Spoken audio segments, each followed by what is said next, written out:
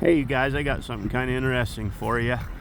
You know how birds cause a lot of plane crashes and especially waterfowl?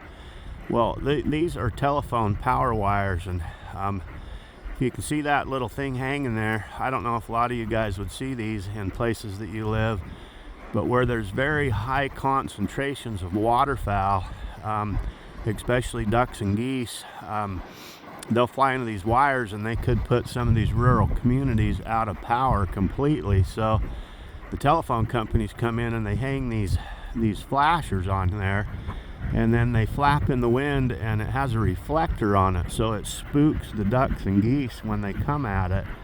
And I don't know if you guys have ever seen a duck or a goose or a swan hit a live wire, but it will actually just completely fry them, you guys. I mean, it is unbelievable.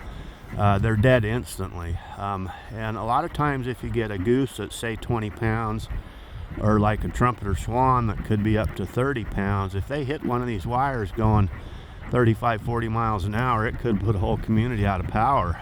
And so those are reflectors that they put on them to keep the waterfowl off. And another thing here in the western United States that they have a big problem with is raccoons.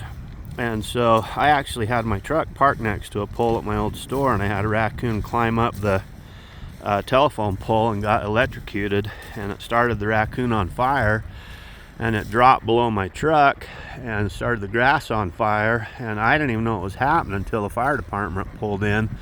But so what they'll do, you guys, on these poles is they'll take, if you can imagine like an empty toilet paper roll or paper towel roll, and they will use aluminum and they'll put them around these poles, and they'll make them about 4 feet long so that the raccoons can't get their claws into these poles, so they can't hike up to the top and get electrocuted and shut the power off. And check it out, here's another reflector right here.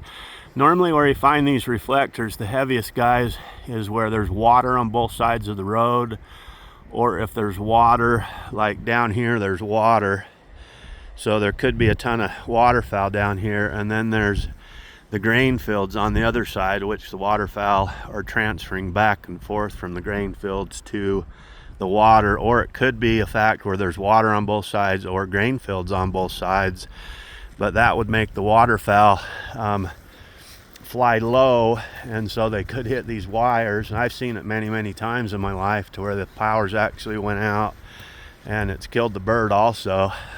Me and my boy, we saw a big Canadian goose hit a power line here a few years ago, and it just fried the Canadian goose instantly. It was instantly dead and pretty much cooked. But that's what those guys are, you guys. If you ever see them hanging on a telephone line, those are reflectors to keep the birds, to flare the birds, scare the birds before they actually hit the telephone lines.